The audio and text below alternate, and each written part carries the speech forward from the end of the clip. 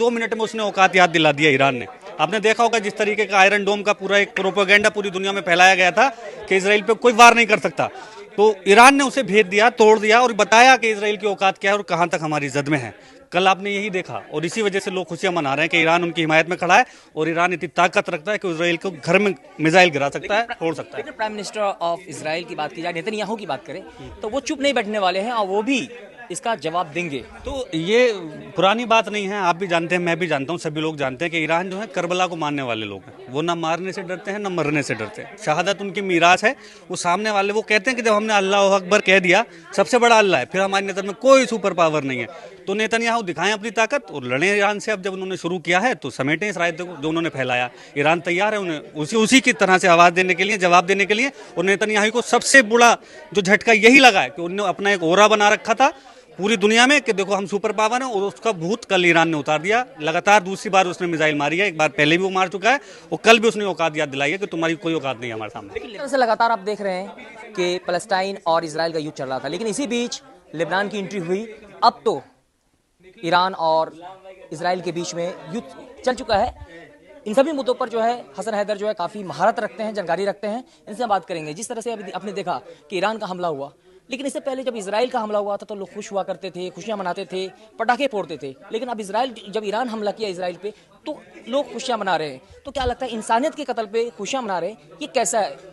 Iran के जो Iran ने अटैक किया है अब इजराइल पे, उस पर दरअसल लोग इस वजह से खुश हैं कि वो जो पिछले 1 साल से पिट रहे थे फिलिस्तीन में, गाजा में, लेबनान में, तो उन्हें उम्मीद थी सिर्फ अल्लाह से और किसी से उम्मीद नहीं थी। तो अब जो ईरान ने अटैक किया तो वो इस बात पे खुश है कि अल्लाह का शुक्र है कि उनके साथ कोई खड़ा है जो मजलूमों की आवाज़ भी उठा रहा है और मजलूमों की मदद के लिए, मजलूमों की हिमायत के लिए उस इंसान से, उस शख्सियत, उस बहादुर, उस सुपर पावर से लड़ने को तैयार है जिसने दुनिया भर में अपनी धाक जमा रखी है। और उसकी 2 मिनट में उसने औकात याद दिला दिया ईरान ने।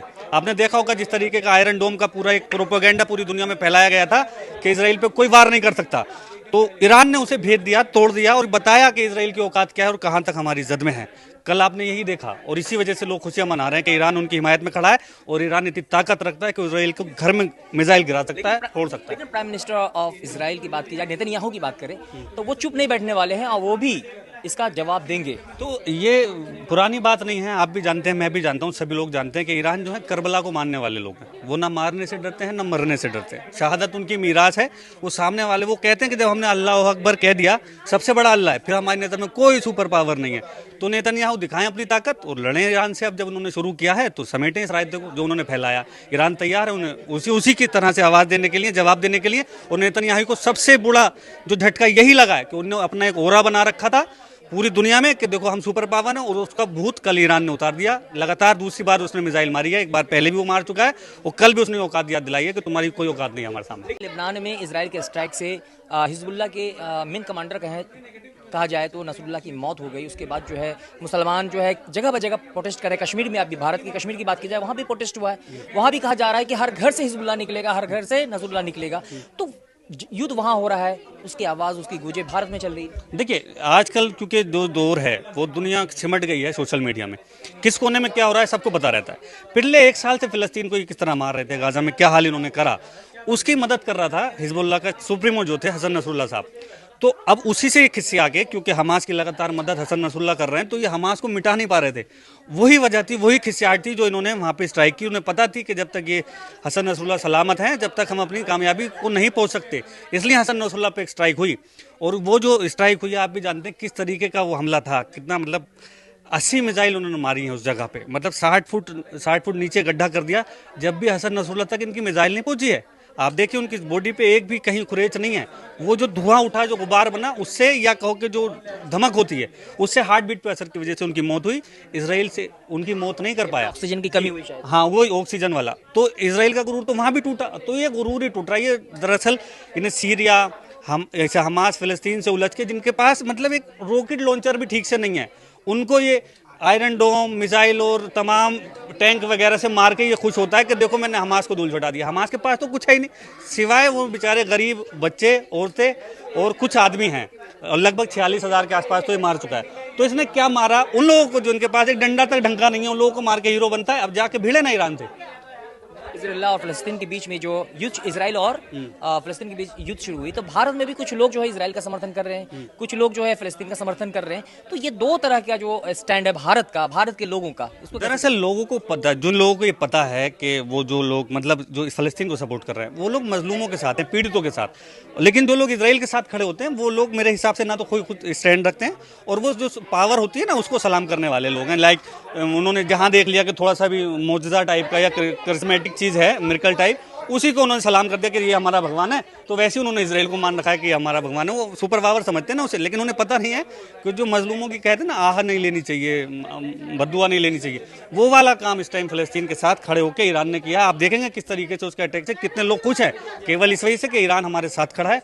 पहली बार किसी ने इसराइल को उसके मुंह पे थप्पड़ मारा है। तारीख उठा के उनकी लगातार वो इंसान 30 साल तक मजलूमों की हिमायत करता रहा और इसराइल को धूल चटाता रहा, हर महाज पे उसने उसे पीछे हटाया है।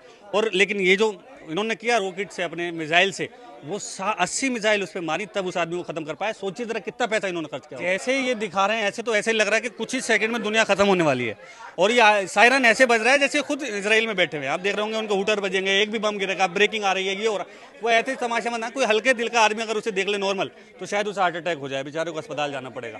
तो इन मीडिया को देखकर तो ऐसा लगता है कि ये खुद ही एक आतंकवादी संगठन चला रहे हैं, जो लोगों को हड़बड़ी में ला रहे हैं और उनको मतलब घबरा जाने जैसी स्थिति, पैनिक करने वाली स्थिति पैदा कर रहे हैं। आपने देखा होगा लास्ट ईयर, आपने देखा होगा कि बाढ़ हुआ, आधी तूफान आया, और जो मीडिया है, मिनिस्ट्री मीडिया, वो घर में स्टूडियो में बैठ करके छतरी लगा करके कहते हैं अभी मैं यहाँ पे हूँ, हिल रही हूँ, बहुत तेज हवा चल रही है। तो क्या उस तरह से नहीं, लोग पैसा लेते हैं और प्रोपेगेंडा चलाते हैं, बताते हैं कि सुपर पावर कैसे बनता है, क्या है। और जैसे अभी भाई ने कहा कि अमेरिका सुपर पावर है, तो अमेरिका सुपर पावर है, उसकी हेगड़ी निकाल दिया ईरान ने, जाके भुगत ले उससे कि ईरान उसको उसकी आवाज़ में जवाब दे रहा है। उससे पहले भी आपने देखा होगा किम जोंग है, वो भी जवाब देते हैं, कोरिया वाले।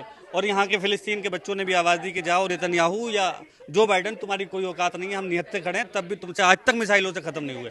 जो आपने कहा कि 6 दिन वाली जो वॉर थी उसमें उन्होंने अरब देशों को हरा दिया था, तब हालात कुछ और थे और वो डायरेक्ट अमेरिका उसमें इन्वॉल्व हुआ था, आप भी जानते हैं। तब भी जाके वो लोग 6 मतलब उसमें हारे थे और उन्हें पता नहीं था, अंदाज़ा नहीं था अरब वाले बेचारे कौन सा युद्ध कभी लड़े। ये तो ईरान ने इन्हें सिखाया है कि देखो युद्ध कैसे लड़ाया जाता है, ताकत खुद को कैसे बनाया जाता है। ये इनके सुरक्षा गार्ड तक तो अमेरिका और इसराइल के होते हैं, ये बेचारे युद्ध लड़ना क्या सिखाएंगे। लेकिन ईरान इन्हें बताएगा कि मजलूमों की हिमायत कैसे की जाती है, सुपर पावर से कैसे लड़ा जाता है और उनका ऑरा कैसे तोड़ा जाता है। तो आपने देखा द नेशन वॉइस के वरिष्ठ पत्रकार हसन हैदर लगातार जो है अपनी बेबाकी से लगातार सभी मुद्दे पे आवाज़ उठाते रहते हैं और राजनीतिक समझ रखते हैं, लेकिन उन्होंने जो देश विदेश के ऊपर में क्या कुछ कहा, इन सभी मुद्दों पर आप क्या समझते हैं, कृपया कमेंट करके हमें जरूर बताएं।